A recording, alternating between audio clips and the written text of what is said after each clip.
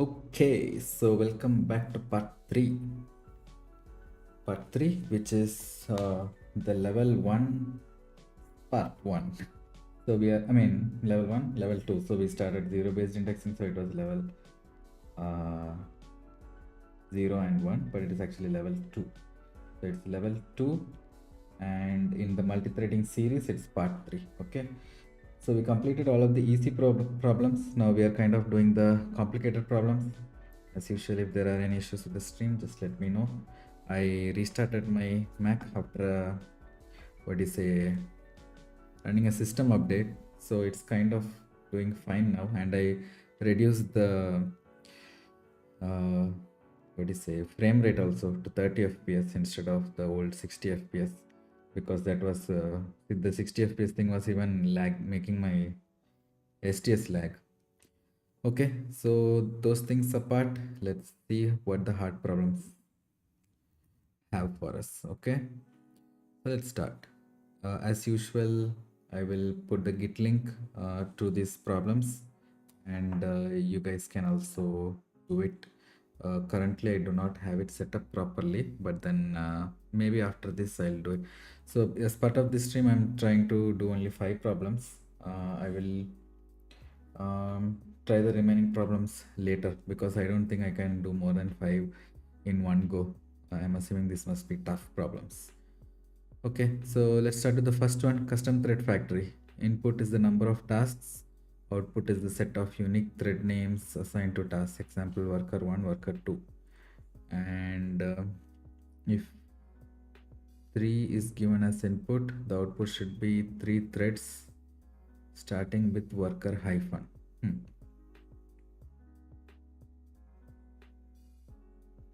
Oh, so they are expecting us to create custom threads. I think that is what it is. Okay.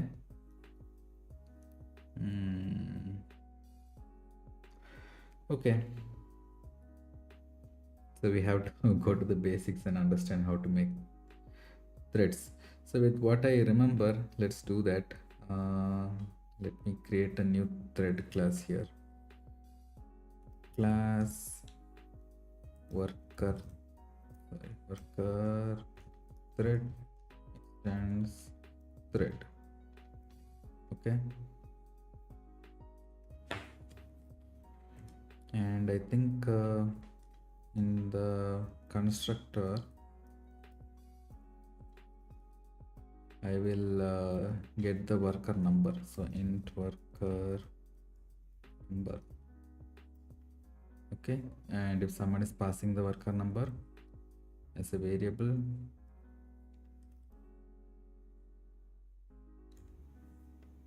I will accept that. Okay, fine. And then when the thread runs, what is it supposed to do?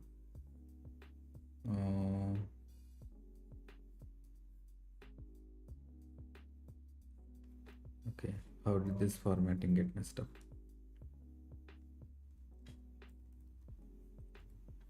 It is supposed to return a set of string which will be the name of the threads. Okay, so I'll have to simply set the name of the thread. So this dot worker number is this, and this dot name. Oh, there's only get name. How do I set name? Set name. Oh, there is a set name. So set name will be worker, and then hyphen worker number. So I don't think we need to store the worker number as a separate integer. If we can simply do this, but in future, if at all they want to do a dot get worker number, I'm just keeping it for that. Okay, so I'll make this a private int. Yeah, see, it's not being used. Fine. So I have set the thread name into this. Now let's go back up, and in here,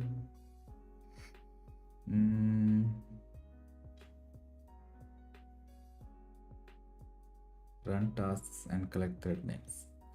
Okay, let's do our usual stuff. Executor service svc equals executors dot, we don't have them imported, executors dot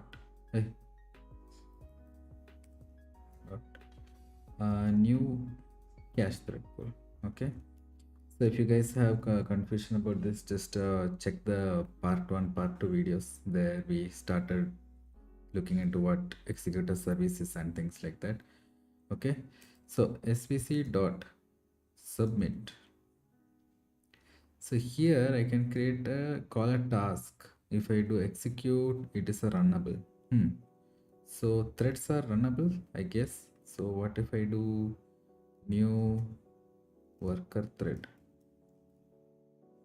and I give 1? Oh, I can run it like this. Interesting. But then how will I collect the result and store it into this set? So I can see, I can run a for loop int I equals 1, I less than equals number.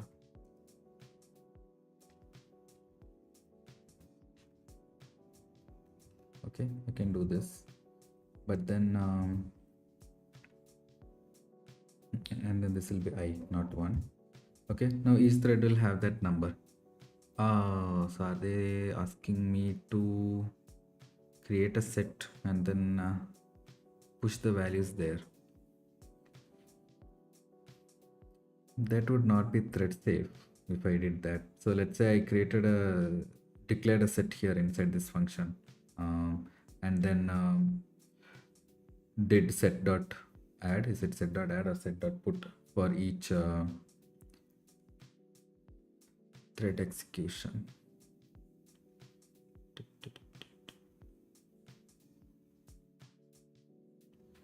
So create executor with custom name threads, run tasks and collect thread names.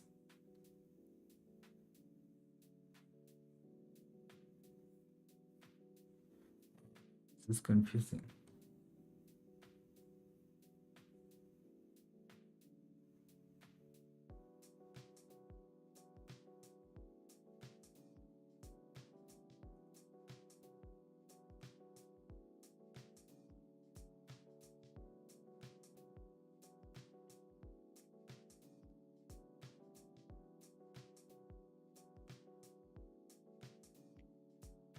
Hello.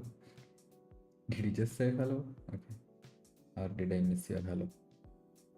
Anyway.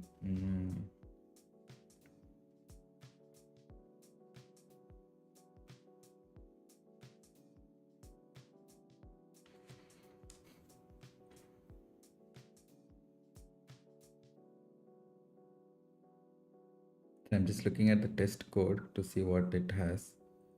All start with worker and the size is 3. Oh, that is all they're checking.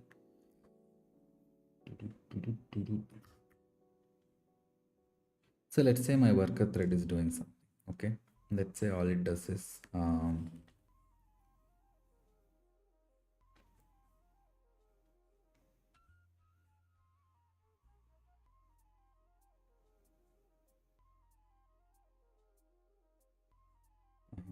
I can't.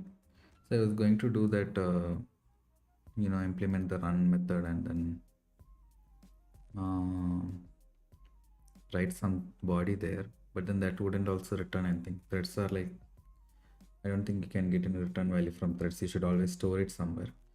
So we should go back, and all they're saying is to get the name of the threads.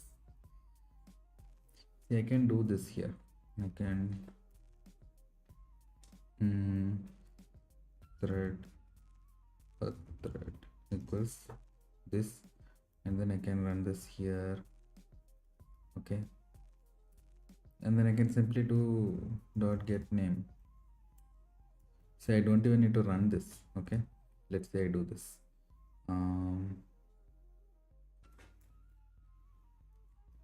Where's my set of string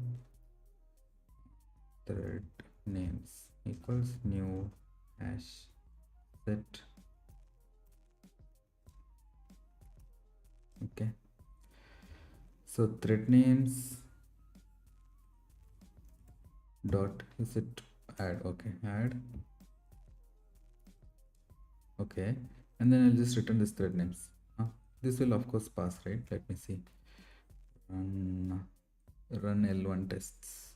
Run as JUnit test. Yes, see, it's already passed. So what they're expecting is that I should be getting the thread name from within the execution.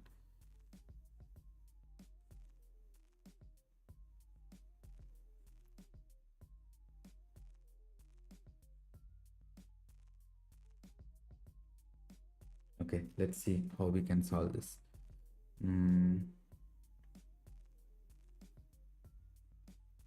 Write code to create executor custom thread names, custom name threads, run tasks and collect the thread names. Okay, I don't know what this custom executor is. Let's see.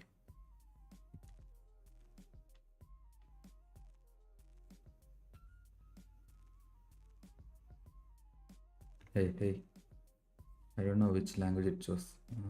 Do it in Java with thread, I mean executor service.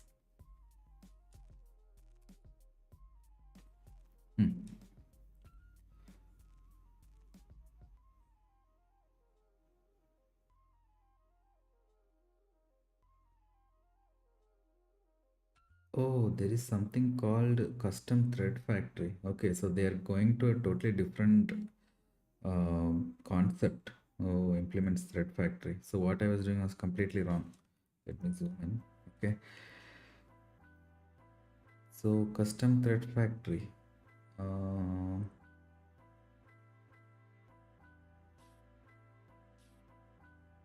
Return new thread. Okay.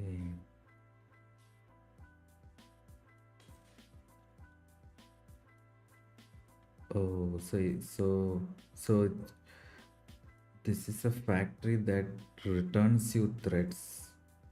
Interesting. So I shouldn't be, creating a thread just like that. So where are the, what's this R? The runnable. Okay, R. Then the name of the thread.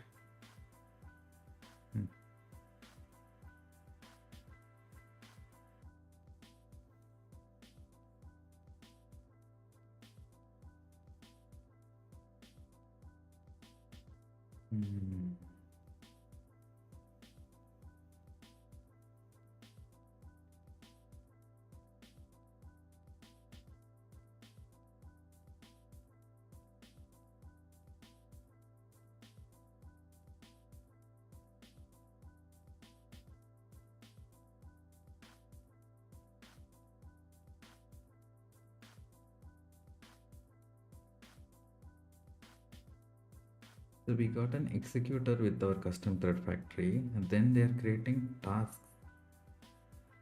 That's an array list.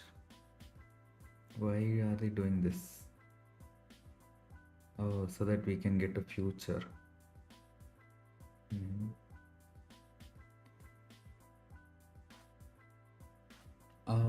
Oh, the task is just returning the current thread's name. Okay. So with the knowledge that I have, how I would have done it is not do this. Instead, I would have run a for loop correct of how many ever tasks they want.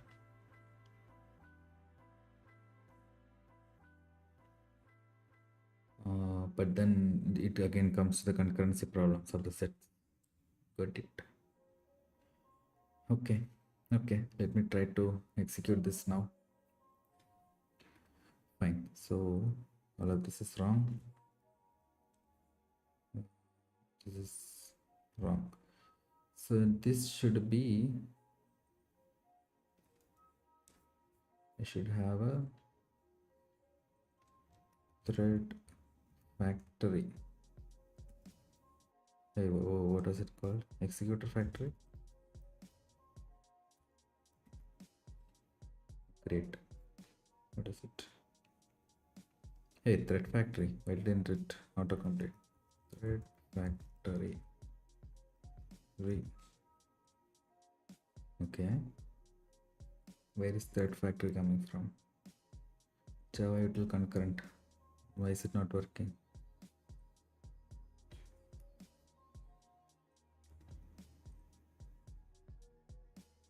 Where is the error?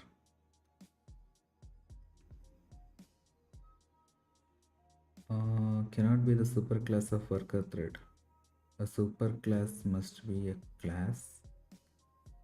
Is it an implement? Oh, it's a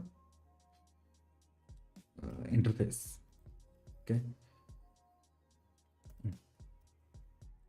Fine. So now worker thread we got. Implements thread factory. I don't want this. I don't want these. So this should implement the new thread function. So the new thread function should return a new thread. Return new thread. Okay. Now inside the new thread there is a overloaded function which gives the runnable task and then the name of the thread, right? So this is where we are going to give our worker hyphen and then the number. So it should be count, right? So for that we can do an atomic integer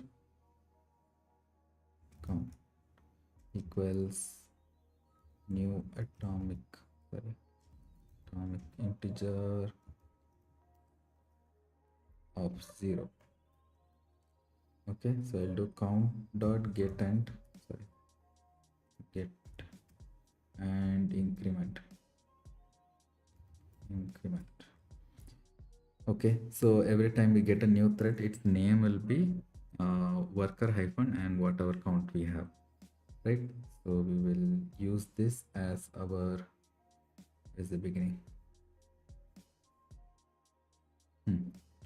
So new thread,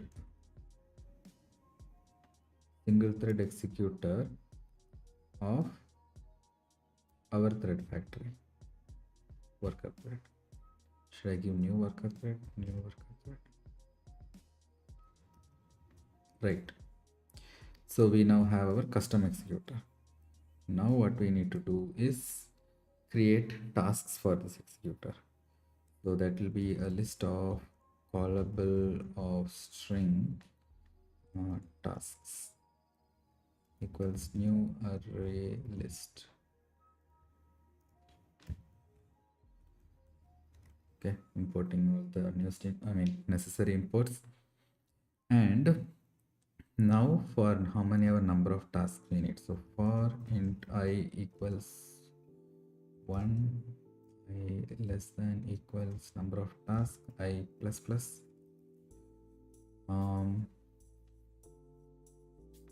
We have to do service dot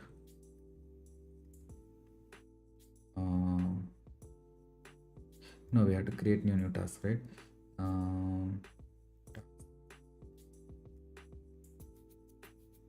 Dot add, and we have to add a task, and the task will be just returning return this dot thread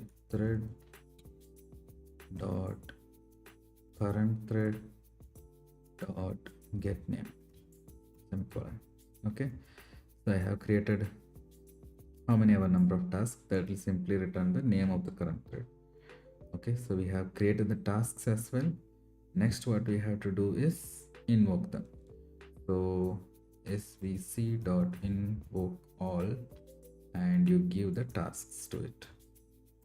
Okay, now the invoke all returns a future, so command 2l, okay, will give the futures, and this is having an exception, so I'll just do surrounded try catch and ignore the exceptions. Now futures will futures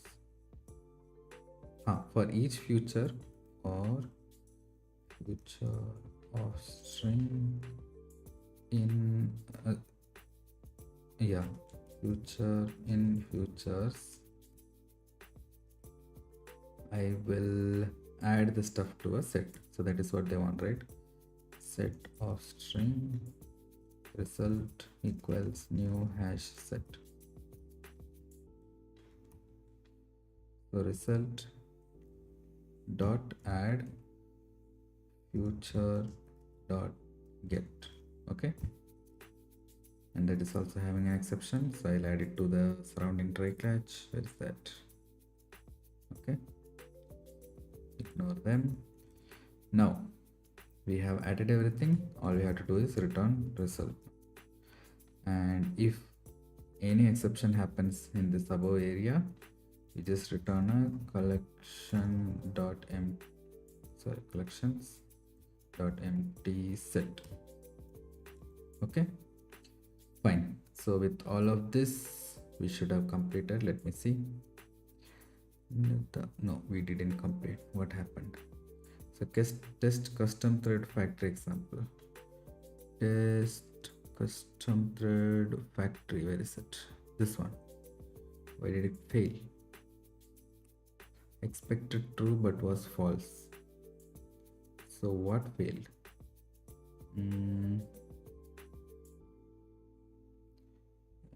So I should have.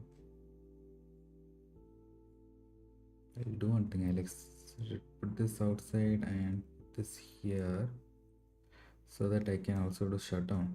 svc dot shutdown and svc dot await termination for like 10 seconds.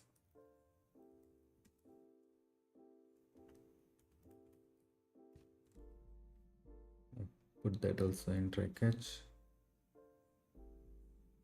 And I'll rather put this inside this, so that all the try catch happens in one place. Okay, so what could have gone wrong? I added all the tasks, I invoked all the tasks, I am storing the futures in this, calling shutdown, and I'm returning the result. So why is it failing? Let's debug and see. Okay, I'll put a breakpoint here and debug. Oops, debug L1 tests. Yeah, go to debug perspective. Okay, I don't need any of them. Okay, so I'll start with worker return true. Okay, so result dot size. Oh, there's only one worker. Why is that? What about the remaining stuff?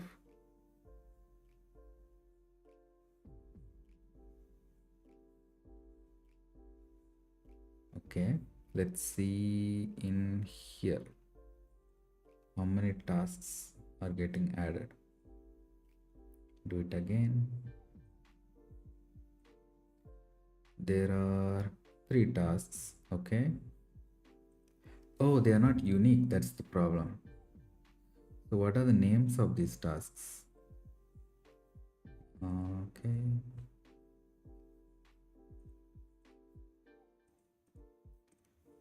Because this is a set, right? So it just executes, gets the unique names. So why is it not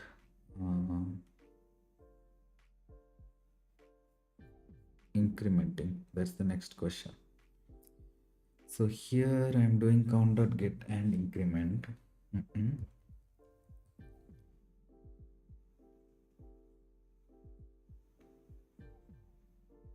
Which means whenever a new thread executes, I am incrementing it. So why is that not happening? Let me see the code here. They're doing base name and then doing this only. Is there anything else that I should do here?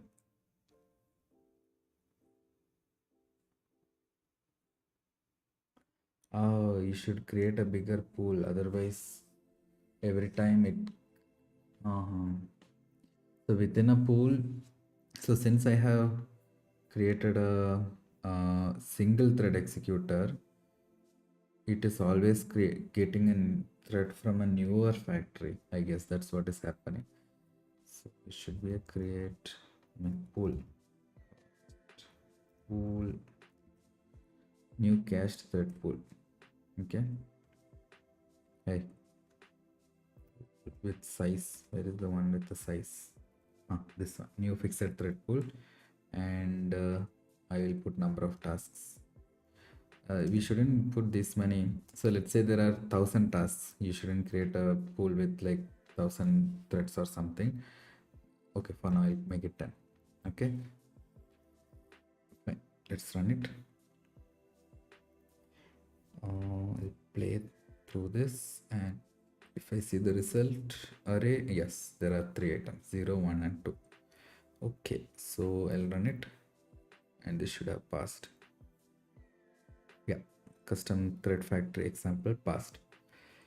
Okay, so with that, the first example is done. Let me minimize it. Okay, and mark it here, green color. First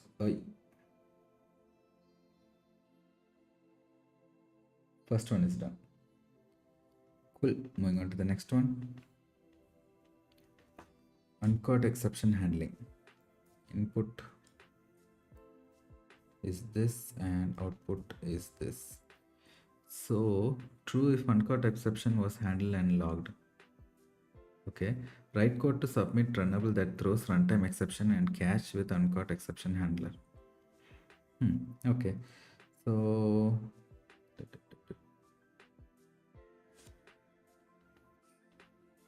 I have to do a runnable. Fine. So as usual, we do. We'll start with the execute a service, and into that we will execute a runnable, but that runnable's body will just throw a runtime exception, just throw new exception or something like that. And in the cache block of that, when we are executing it, we will just catch the uncaught exception handler and return true, otherwise we'll return false. Okay, so execute a service equals new, sorry, not new, executors dot cache thread pool. So as you know, we can use any of this cache thread pool or single thread pool or whatever it is. So I'm preferring cache thread pool because that has implicit caching also. Okay, so svc dot submit, no, execute. Okay, I will execute a function that simply throw new exception. Okay, some exception. Why is this throwing an error? Unhandled type exception. So is it possible to do this? Yeah, so I'm throwing a new runtime exception, and I'll say some runtime exception happened. Now how do I handle this? If I do execute, I cannot handle it, right? I should do a submit, only then I can handle submit, because submit returns something, and I can, a future. Submit returns a future. I can get the future and do something on it. So future of nothing, this doesn't do anything. Let me return true here. Oh, that also doesn't work. Okay, let's do a generic type. The future of object submit, or future, it will be this. Okay, now I'll try to do future dot get. Okay, which will throw an exception. Now I will, in the execution exception, okay, I'll just return true.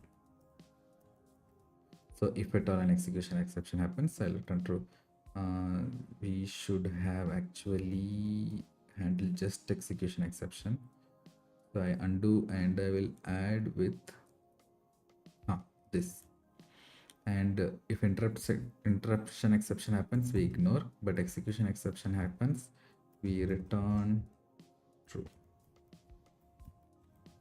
Okay.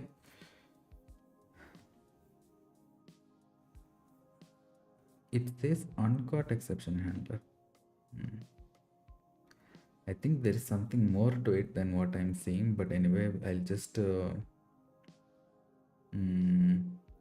this first. Okay, run this and tends to uncaught exceptional handling. This also worked.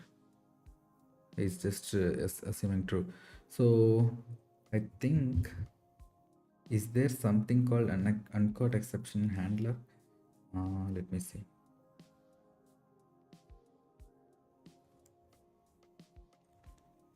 Is this right, or is there an alternative way to do this?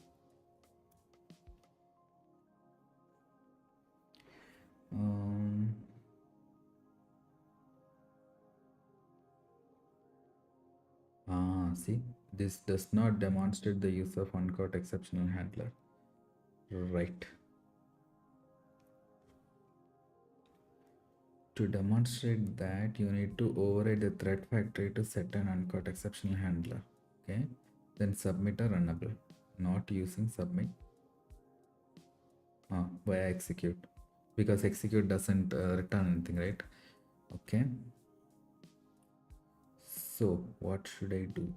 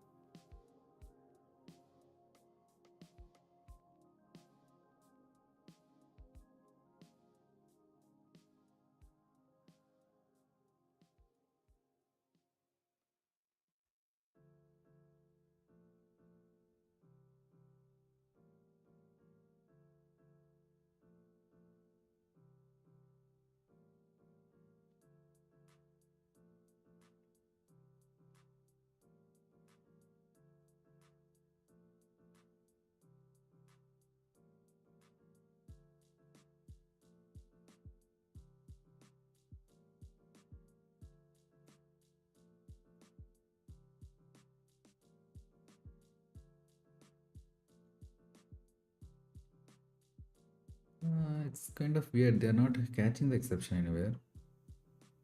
What am I? How am I supposed to catch exception on the caller side when adding results? Use your original submit get pattern.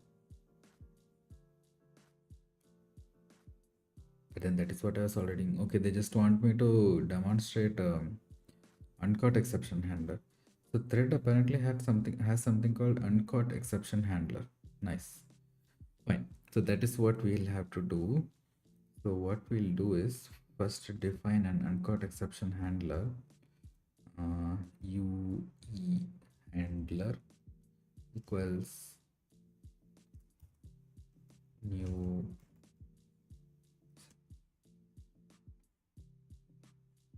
How do I do this? Oh, it's just a lambda function. Okay.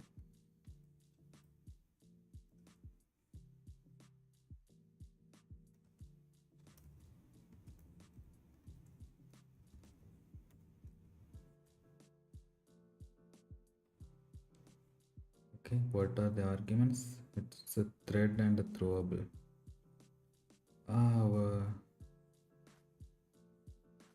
Okay.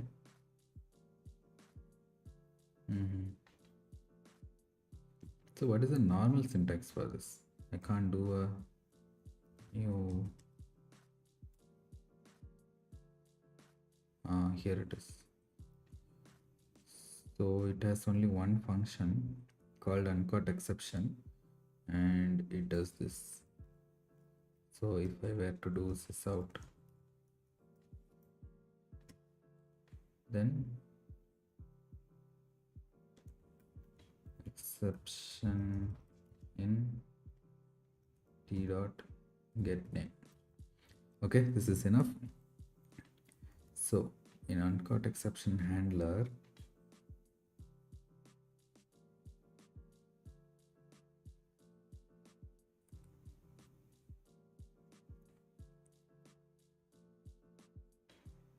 in my cached thread pool, so I can't use cached thread pool now. I should use pool, this one. So you can give cache thread factory to cache thread pool also. So I'll use that itself. Inside that, I should return. Okay, this gives a runnable apparently. Runnable.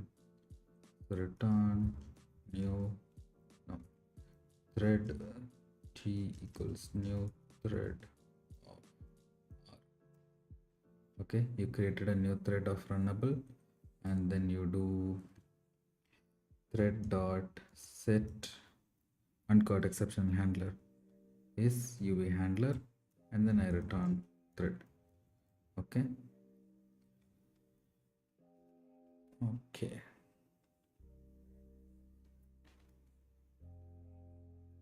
Now in svc.submit, I'll submit my I'll throw a runtime exception. Okay, this is correct already, and this thread will throw a runtime exception, and it should print this. So if I see this, then it should be fine, I guess. The remaining stuff are as it is. So let me run and see. Okay, where's my std out? No, I don't see anything. So it didn't go through this.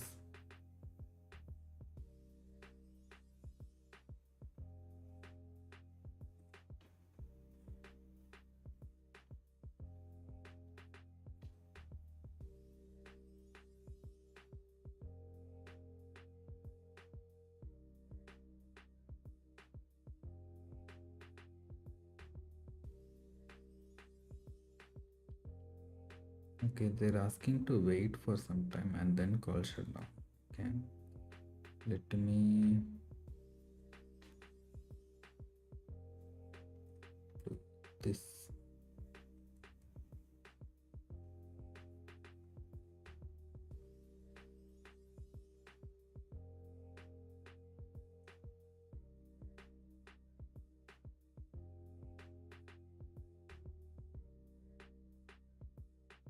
Okay, let me ask Perplexity why it's not printing the message.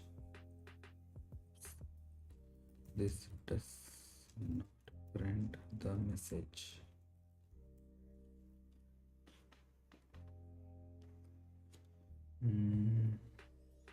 Okay, when a task is submitted and any exception parameter is caught and wrapped inside the future. Oh, okay, okay. Got it.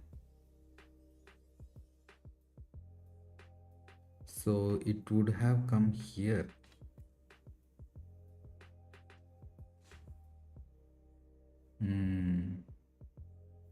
So what is the correct way? Submit catches the exception and stores them in future. Get in the future throws an execution and wrapping the original exception. Since the exception is caught inside executor, it doesn't propagate to the threads. Use execute instead of submit. Execute does not catch exception. So anytime runtime exception escapes the trigger and input. So any runtime exception escapes and triggers the uncaught exception handler. Okay. So I do execute. It wouldn't return anything. It's void, right? Correct. Okay, which means I can't call get now. There is no execution exception. I'll have to just return true. There is, if I execute this, it will fail now. Wait, what happened? Oh,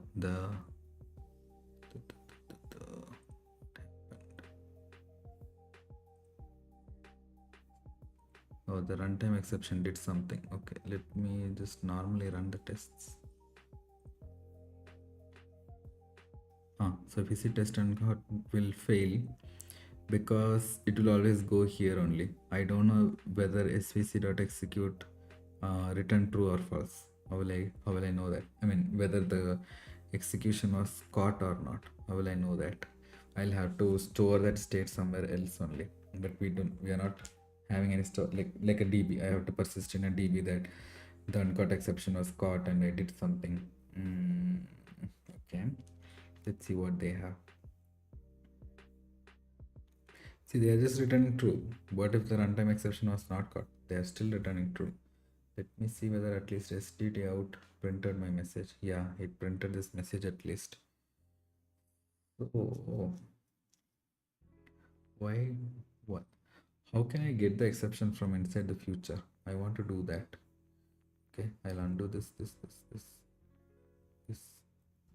Okay, so this future should will return an exception, right? Let me see what this thing returns.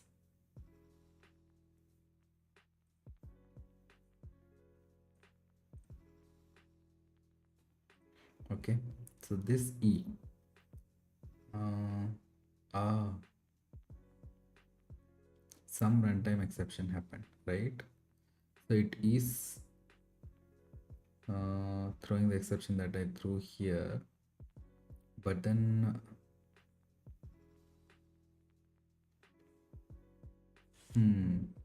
I will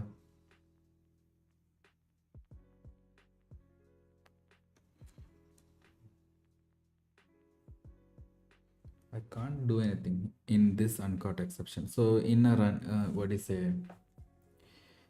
Probably in a production environment or something where they have some kind of contingency. If something failed, then you stop a DB or start a DB or do some kind of error logging.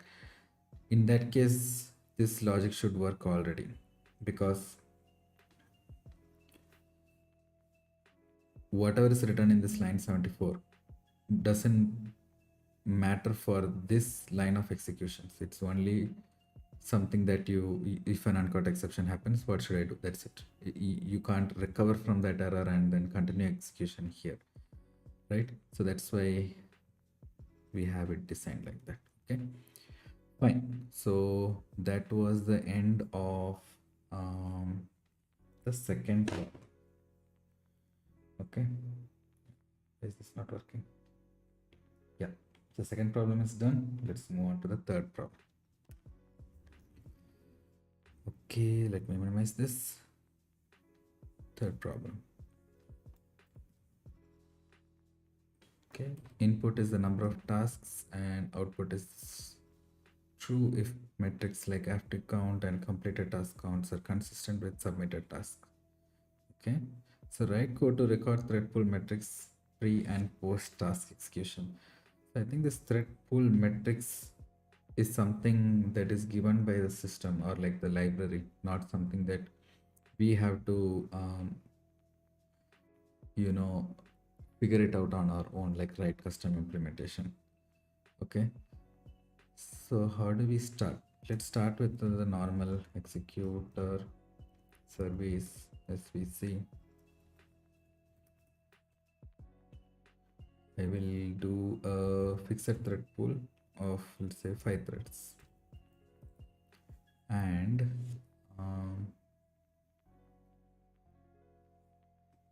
got thread pool metrics pre and post task execution.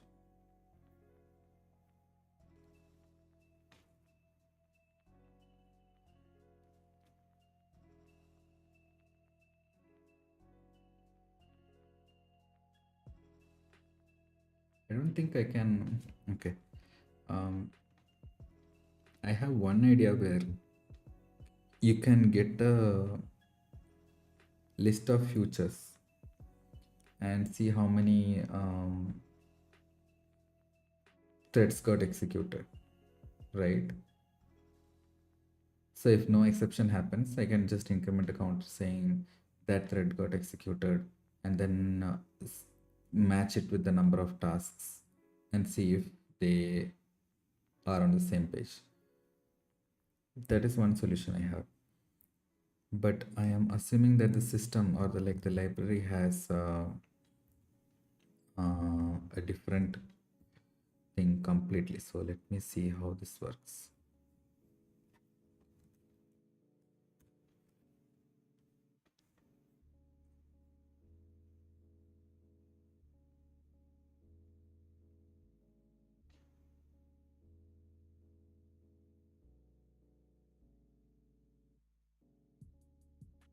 There's the active count, and there's a completed task count. Okay, and then you submit stuff, and then you wait for everything to complete.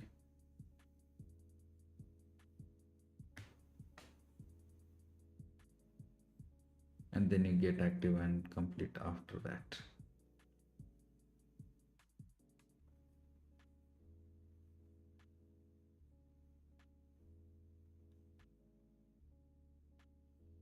So these two functions are the only things we are looking for. It's get active count and get completed task count. So I don't even think you need to do all of this stuff. So I'll just um, so int before equals svc dot get. Hey, can't do this. Why is this? So what did they do? Oh, there is thread pool executor.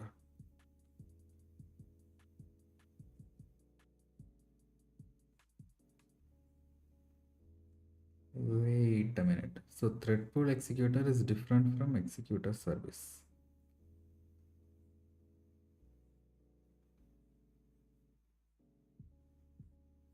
Okay, that is something new.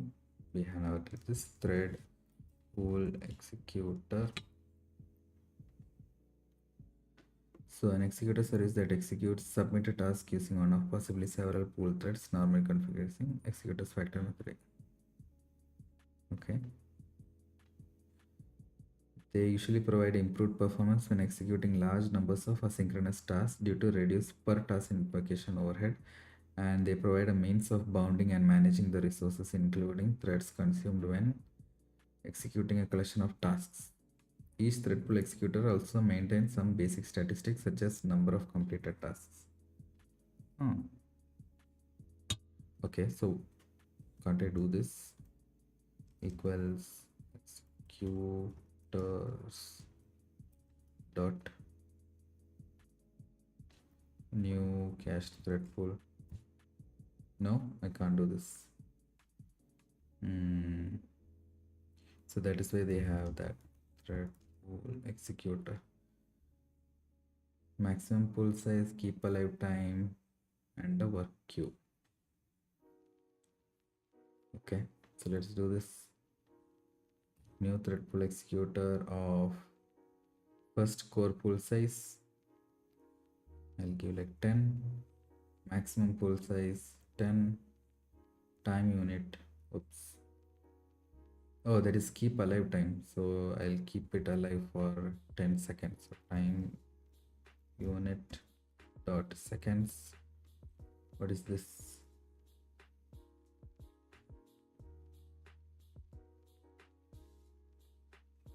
Yeah, something is missing. Core pool size, maximum pool size. Oh no, keep alive time is here.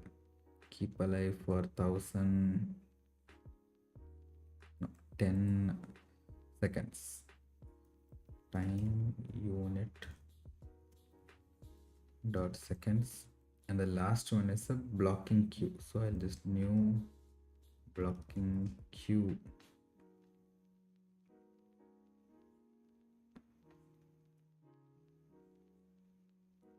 Is it possible to just give a queue? Or there's an array blocking queue. So array blocking queue of 10. I don't even know if this is correct. So what should I? Oh, they just said linked blocking queue without any size. So let's also use that linked blocking queue. Is it linked blocking queue? Yeah, linked blocking queue. So what is the point of this? Bounded blocking queue based on linked nodes. The queue orders elements. The head of the queue is that element that has been on the queue the longest time. The tail of the queue is that element that has been on the queue the shortest time. Okay, it's just a queue, but what's the point of a blocking queue? I mean, let's look at it after we complete this. So before is get active count. Till before. Okay. And what is the other one? Int svc dot get completed task count. Long. Okay. Long completed before. Okay, so active before should be, I mean, 0, and completed before should also be 0, because in the beginning everything is 0. Now we submit 4 tasks to it. So svc dot, there is the for int I equals 1 I tasks plus plus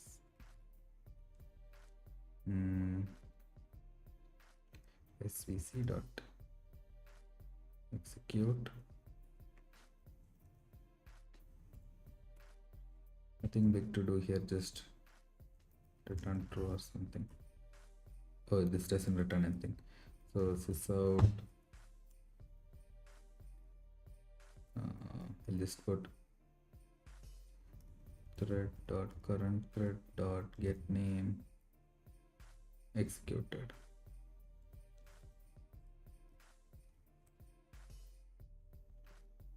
Okay, so we're executing how many of our tasks are there. Now we'll wait for like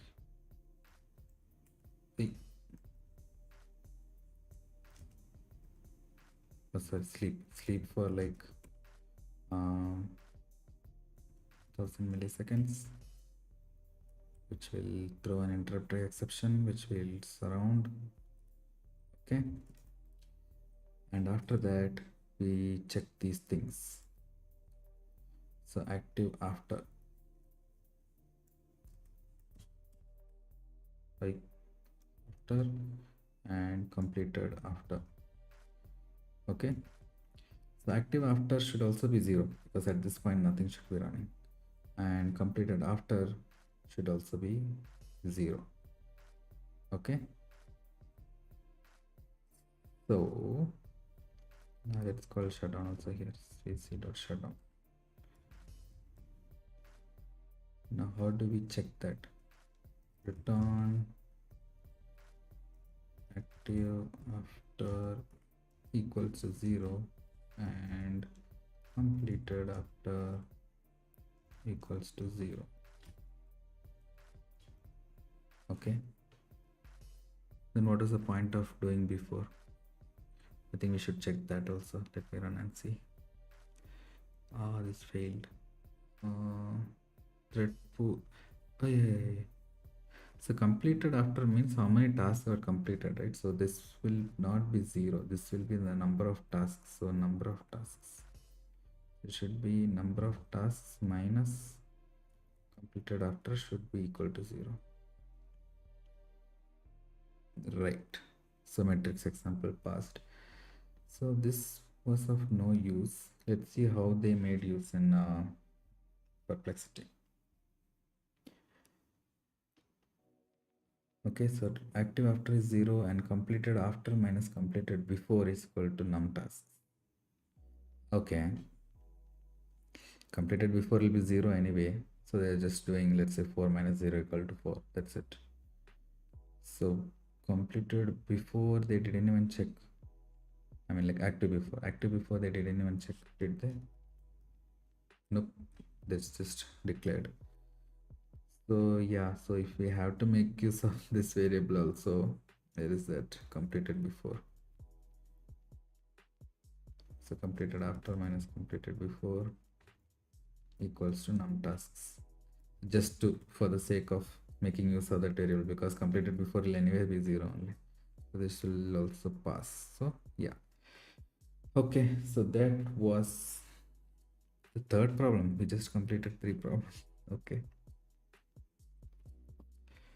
Okay, so we completed the third problem. Let's move on to the fourth problem. Minimize this. What did I minimize? Ah, minimize this. Fourth question. I'll just read the question, then we'll take a small break and come back. Blocking queue saturation. Input is the maximum pool size, queue capacity, number of tasks, and output is true if expected number of tasks rejected due to saturation. Oh, so the blocking queue thing actually came here. Okay, good. So we'll study about that also. Blocking queue saturation example. Write code to create bounded queue executor, submit tasks, and count rejections. Ah, so this is like we throw a lot of tasks at the queue, and then it doesn't have enough space, so it rejects certain items.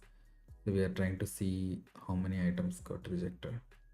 It should be if expected number of tasks rejected due to saturation, right? Okay, fine. So it sounds a little bit complicated because I don't know anything about blocking queue as well. So we'll come back and look into it. Okay. So let's have a break. It's 1:24 a.m. here in India. So we will come back at 1:30 a.m., which is 5 minutes from now. Okay, let's have a 5-minute break. See you.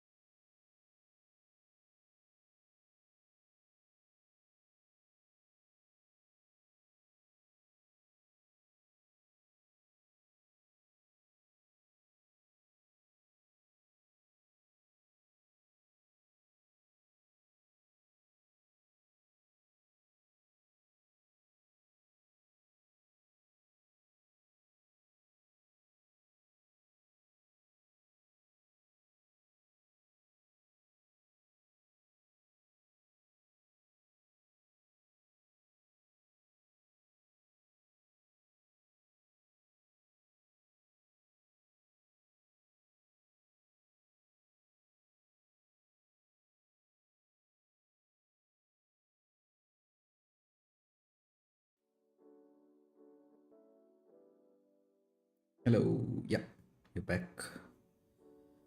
Fine. So we are at problem number 4, and let's see what is with this blocking queue saturation. Okay. So in this, just this previous problem, we where is this? Yeah, previous problem we see this linked blocking queue. Let me just see the APIs of the service. svc dot blocking. No, nothing like that. Queue. Oh, get queue. Interesting. So access to the queue is intended primarily for debugging a monitor. This queue may be in active use. Retrieving the task queue does not prevent queue tasks from executing. So how do I monitor if something is blocked? Okay. I mean, or rejected. Okay, let's see how we can do this.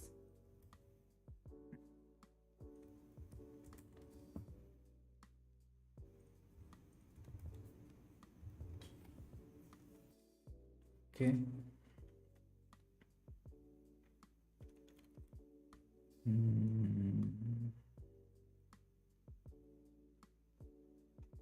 Okay, so we create a blocking queue with the capacity which they have given here, right? And the capacity is probably going to be smaller than the number of tasks here. And then the rejection count. Oh, nice. So we are declaring a rejection counter outside the scope of the what do you say, the pulls, the thread and stuff like that, and we are adding a rejection handler which counts the number of rejection that happen. Interesting. And then we just execute it as usual, I guess. And we are simulating the pooling using thread.sleep. So if the pool size is just, let's say 2, and then you give like 5 tasks, 2 tasks will be in the queue. So the remaining 3 tasks which came in will get rejected, right? Right. And then allow some time for tasks to be accepted or rejected. Yeah. And then we're waiting for like 2 minutes for everything to get completed, and expected rejected should be number of tasks minus maximum pool size plus queue capacity. So this number of tasks is the number of tasks that got, no, where is rejection count in all this? Actual rejected is this. We are just checking if both are same. Got it.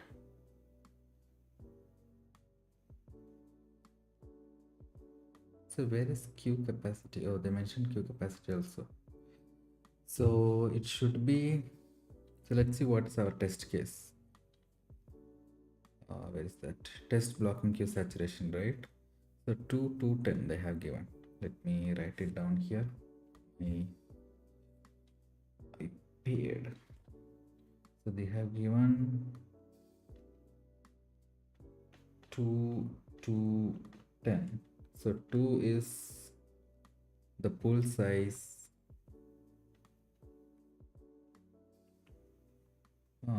The next 2 is the queue capacity, and the 10 is the number of tasks.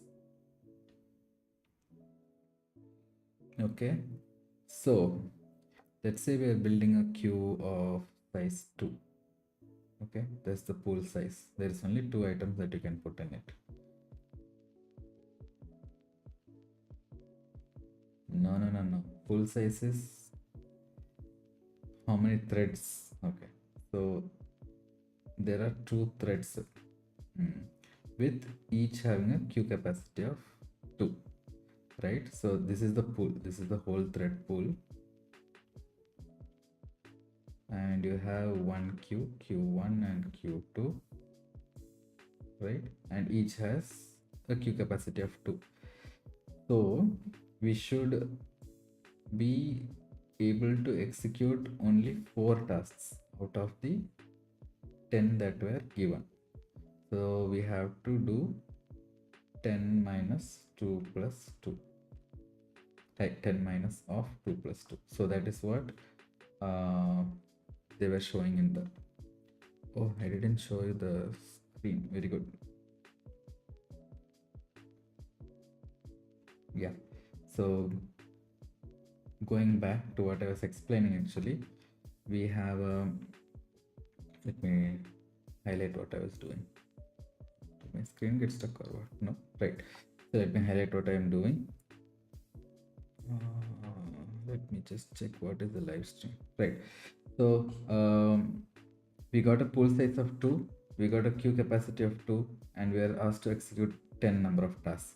So since the pool size is 2, we can create 2 queues inside this, right? So we can create 2 queues, and each queue has a capacity of 2 items. So I can put 1, 2, 3, 4 items at a time. And let's say it takes 1000 ms, which is like 1 second for each of this item to complete, right? So it might take a maximum of 2 seconds combined, because this is one thread. One thread can execute one item at a time. This thread can execute one item at a time, right? So this would take a total of 2 seconds to complete, because this should complete. Let me draw another color. This should complete first, and then this should complete next. So it will be 1 1, and same time, at the same time in parallel, this should complete and this should complete. So that will also take 1 1, which is like total of 2 seconds. So for that 2 seconds, you can't allocate any other task to the pool because there is no space here. So that is what is the number of items that will get rejected. So out of 10, only 2 plus 2 can be allocated at the same time. The remaining is 6. So 6 items should get rejected. So we got our formula, and that is what we saw in the code. Where is this? In this code. Where did it go? Right. So maximum pool size plus queue capacity, we are subtracting it from the total number of tasks. Okay. So it's a little complicated. Let's so the only complicated part here is, or like the new part that we are learning here, is the rejected execution handler. So apparently there is something called this, and we have to set it. Where do I set it? Oh, so it's here. So along with the queue, you are supposed to set this also, and the queue we are using is linked blocking queue, because to that we can set the queue capacity as well. So we have to set the capacity of 2, right? Fine. So let's start the code. Blocking queue.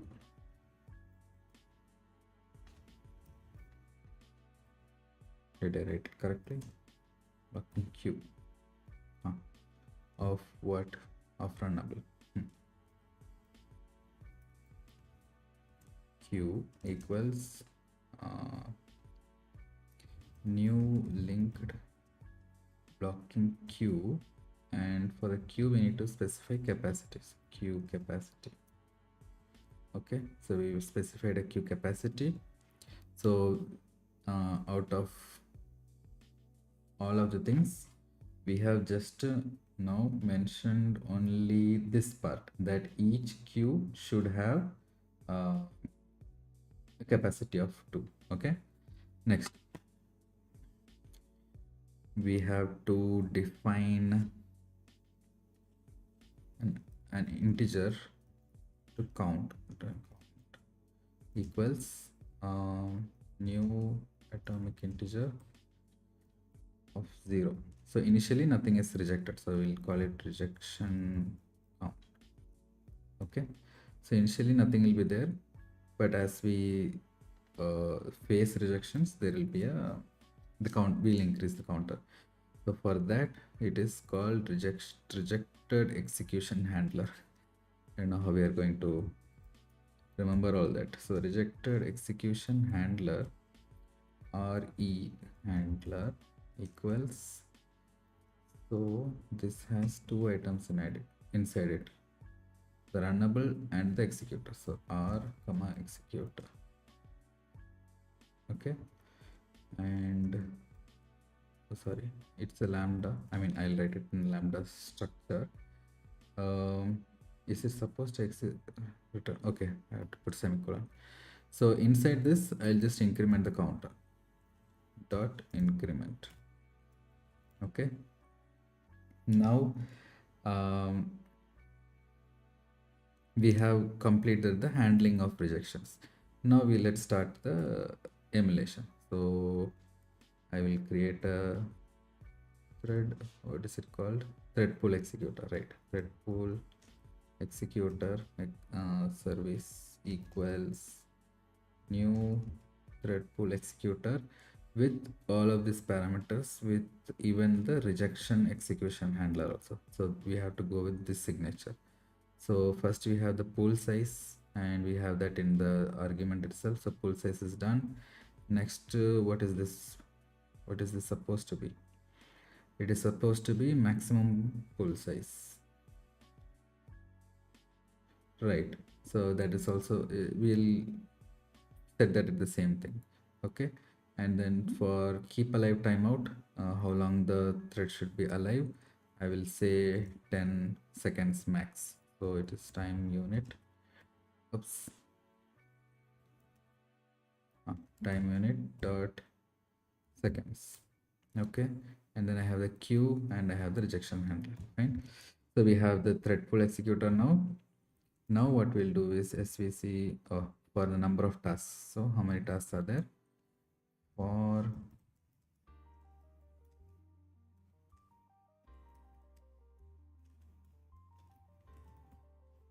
okay, for each thing I'll just do svc dot execute, and all I do inside this execute is just emulate a something happening. So I'll just wait for, let's say, we were waiting for 1000 ms, right? So I mean, in the diagram we were waiting for 1000 ms. I'll just do the same thing here also. I'll sleep for 1 second, and in that thread.sleep always throws an interrupted exception, so I'll mark that. And with that we are almost done. So I'll just do svc dot shutdown to shut down the pools, and svc dot await termination to wait for a maximum of 10 seconds to everything to complete. So time unit dot seconds for everything to complete. Okay, and that will also throw an exception, which I will ignore. And now let's do the calculations. Okay, so first thing is we will get the rejection count. Hey, why is this showing something? Oh, svc is never closed. I closed it here, right? Shutdown. I think the compiler is having issues. Fine. So rejection count is the number that you're looking for. Int actual rejection count equals rejection count dot get. Okay, so we got the actual, and oh sorry, not actual. Now int expected rejected count will be the formula that we wrote here, right? So 10 minus 2 plus 2 is that 10 minus 2 plus 2, aka number of tasks minus queue capacity plus pool size. Okay, number of tasks minus pool capacity, what is it, pool size, no, pool size plus pool, what is the other one, queue capacity, sorry, queue capacity.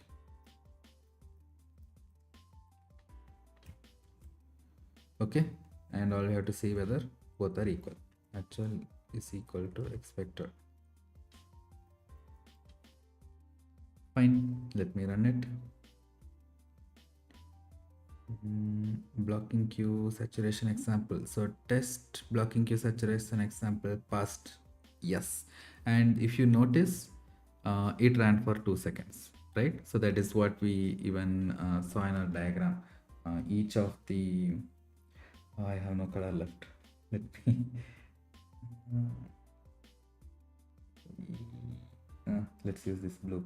So each of this 1000 and this next one also is waiting for 1000, right? So as I said, they are running in parallel, so it won't wait for 4 seconds, it will wait for a maximum of 2 seconds because this is our timeline. Okay, fine. So with that, that is done. And oh, let me mark it as done here. Fourth one is done. Let's move to the fifth one, which is the last one for today. Where is fifth one? Let me minimize this one and let's go to fifth one, task rejection policy. The input is rejected execution handler and output is true if rejection behavior matches the policy. Okay. Write code to test different rejection policies. So I think in here where we got the, oh, I just minimize it, right? Yeah. So in here where we have the rejection handler and this R is the runnable and it's the executor. I think the executor, one of this must be, yeah, see? Oh, no, no. Dot get, is there like a name or something?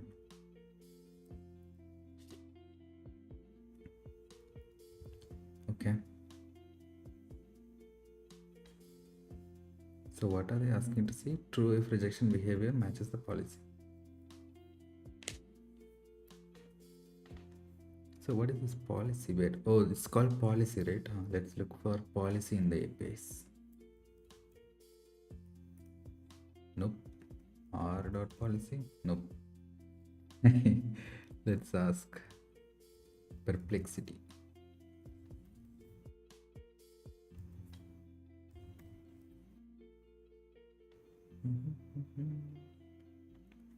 More tasks than the executor and queue can handle. It returns value of rejection behavior matches the acceptance behavior. So all I'm interested in is how to find, oh, it's here. Where did I get policy? Where did they get policy type from? Oh, it's here, policy type. Okay.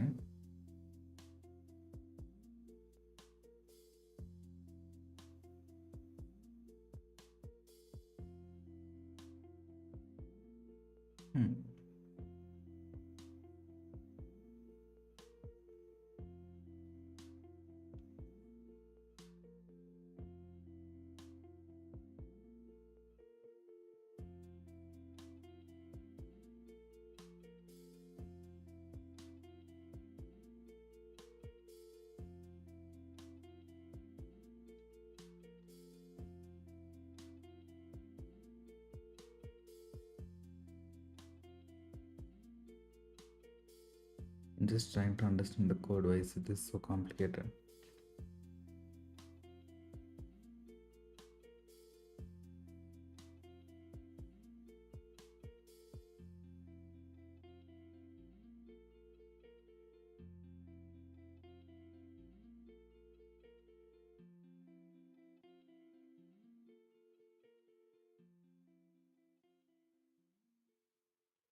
So if I check this tests, hey, task rejection policy, right? Where is that? Yeah, this one. So they're just looking for tolerance policy only, nothing else. So the tolerance policy is this one. Okay. This is all confusing. I don't understand why they're doing all this. So string policy type.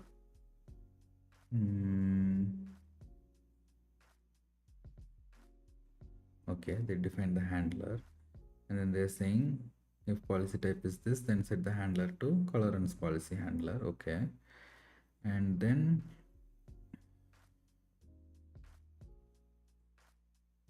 rejection execution handler. Again, why is there rejection execution handler again? Wrap handler to count rejection whenever reject is called. But I just set the handler here. How can I, why am I reassigning it here then? Okay, this this looks like an invalid case or something. Let's see what happens here. So we will ignore the fifth question because that sounds like too much complicated. I think the whole point of this fifth question was to understand how many types of rejection handlers are there, like abort policy, discard policy. So we'll just look into that. These policies.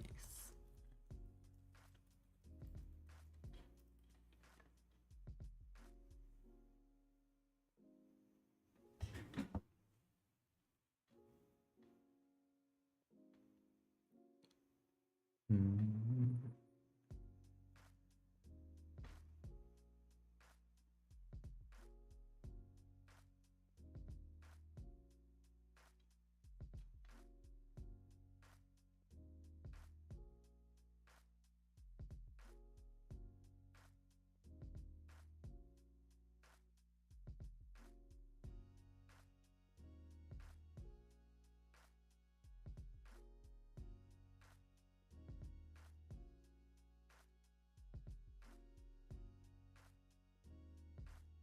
Okay, got it. So there are four types of policies: abort, caller, runs policy, discard policy, and discard oldest. So the abort policy is nothing but if a thread gets rejected, then they simply throw a rejected execution exception, the one that we were seeing till now. And this stops further processing and informs the submitter of the failure. So if this happens, then nothing else gets run. It's like just you have a like 100 tasks to execute, but then the queue size is only 99, so the last task couldn't execute, the whole queue fails. So this is bad, I guess. But if, let's say, in a banking transaction kind of thing where all tasks should execute, if you missed this, then missed a task, then this should be the policy usually. Then there is tolerance policy. uh, the thread that execute, oh, so the thread that called execute itself runs it synchronously.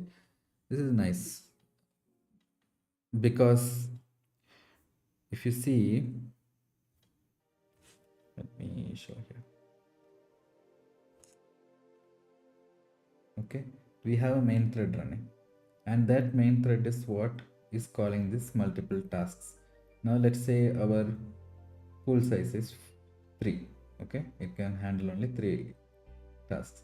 So but we have 4 tasks. Okay, we have 4 tasks, but the queue can handle only 3 items. Okay, now when the 4th task needs to get allocated, the first policy with the abort policy, right? The abort policy is the first one. The abort policy, what it does, it simply stops everything. So the 3 things that are running also got interrupted, the 4th task also didn't get executed. That was the abort policy. Okay, now next, what is the name? Caller runs policy, right? So second one is caller runs.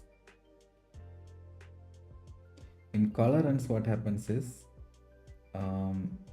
these 3 get allocated, 3 to 1, 3 tasks get allocated. The 4th task is run by the caller who ran it. So the main thread who invoked this queue, right, he himself runs the 4th task. So as you can see here, this will slow down execution because here we are just seeing 4 tasks. What if there are 10 tasks, for example? The remaining 6 tasks will be run by the main thread, which is not good. But at least all the tasks are run. Okay, so we can be happy with that.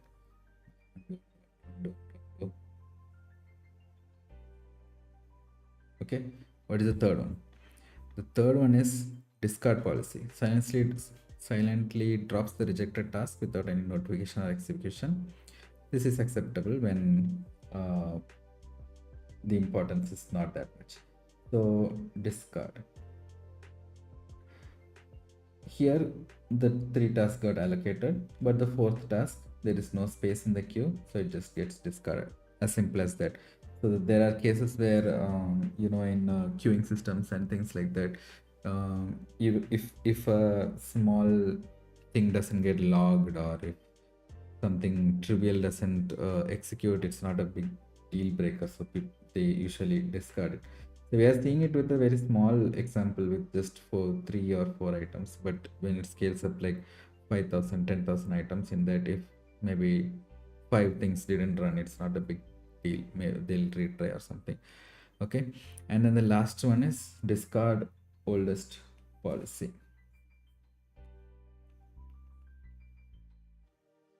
Oldest. So in here, what they're doing is, let's say 1, 2, 3 got allocated, right? So it is green. Okay, so 1 got allocated, 2 got allocated, 3 got allocated. Now let's say 1 is running for maybe 10 minutes, 2 is running for 5 minutes, and 3 is running for 2 minutes. Okay, now when the fourth task comes in, what they are seeing is, see who is the longest running item here, and simply put him into the queue, right? So we pull one outside the queue, or like discard this guy, and put 4 inside the queue. Okay, so allocate this guy. So that is the fourth policy. So these are about the policies for execution, rejection. Okay, so that was that. And that problem, whichever problem, fifth problem, was supposed to be for understanding it, but the problem is not very understandable. I mean, the question that they chose for it is not correct. This was generated by Perplexity only, this question itself, so it didn't generate a nice question. So we will ignore this question, and in the tests also I will ignore this test. Okay, so in the GitHub where I have all the questions, I will remove these questions. Okay, fine. Moving on, sixth one, deadlock scenario demonstration. So if a deadlock is detected, example, a future hangs or times out,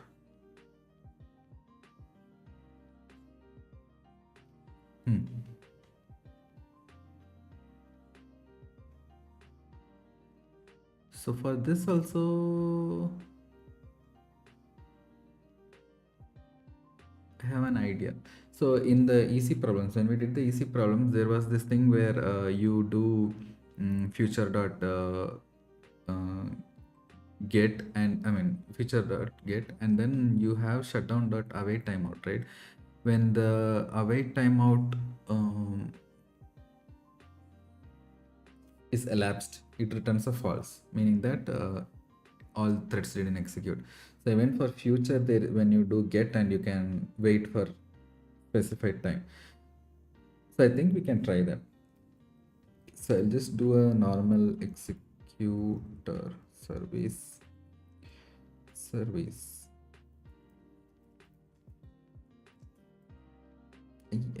Wrong. Executors dot fixed thread pool, and I'll just put 1. Okay, now I'll do svc dot submit. Okay, and I will submit a task which will return true.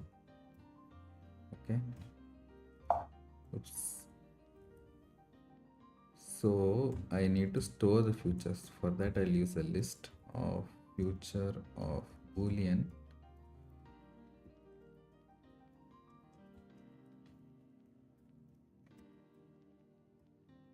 Okay, and let me do 2 items for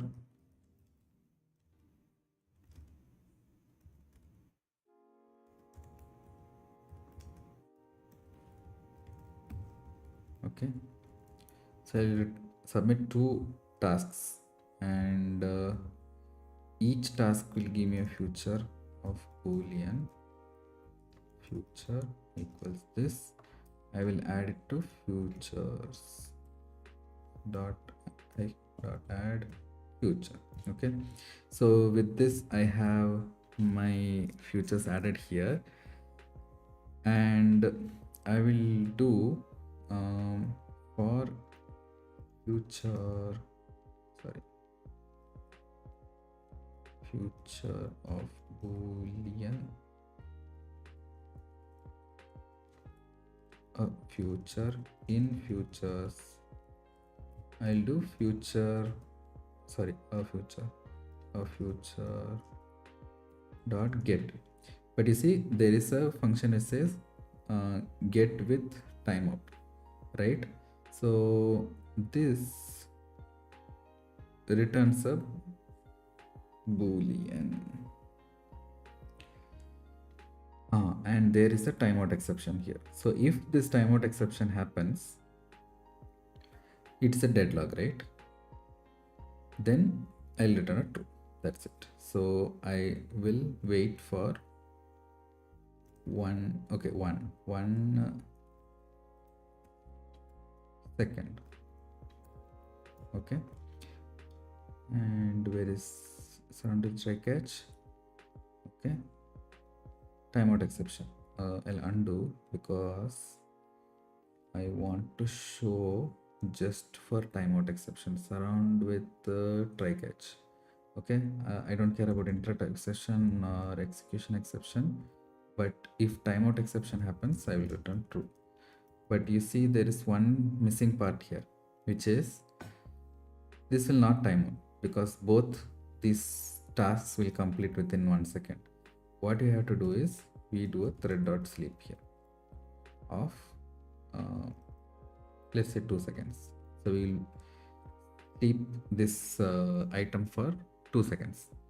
When that happens, the first thread gets allocated into this fixed thread pool of size 1, and we are trying to get the response or the result of it, and we are waiting for just 1 second, but then it will time out because this task takes 2 seconds, right?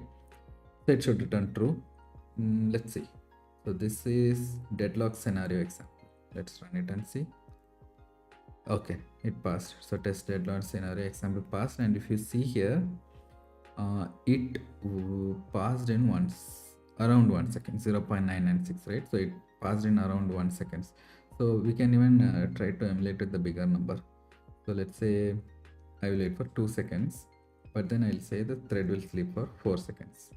Okay, now if I run it, where is deadline? Yeah, see, so the deadlock ran for almost 2 seconds. So it waited for around 2 seconds and still didn't get a response. So it just went into timeout exception and returned true. Okay, fine. So that is all. We have completed 5 problems. So if you see, we didn't do the 5th problem. Instead, we did the 6th problem. Okay. So with that, today's 5 problems are done. If you guys have any doubts, just post it in the comment, and I will. So I still didn't prepare the public repo. I mean, it is on my GitHub, but I didn't properly organize it and stuff like that. I'll do that tomorrow morning hours, and then we will continue the stream tomorrow late evening, maybe 10 to 11 that time. I still haven't figured out a schedule when to do these streams.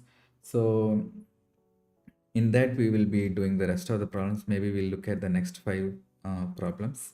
So there are totally 15 here, right? Yeah, there are 15 problems. So the next 5 we'll see tomorrow, and then day after tomorrow, and so on. So yeah, see you guys then. And after this series is done, we will be doing Java streams. So if you guys are interested in that as well, you can join for that. I will prepare a proper schedule of when I'll be doing each of these streams, and let you guys know. Okay, so until then, thank you all. Have a good night. Bye.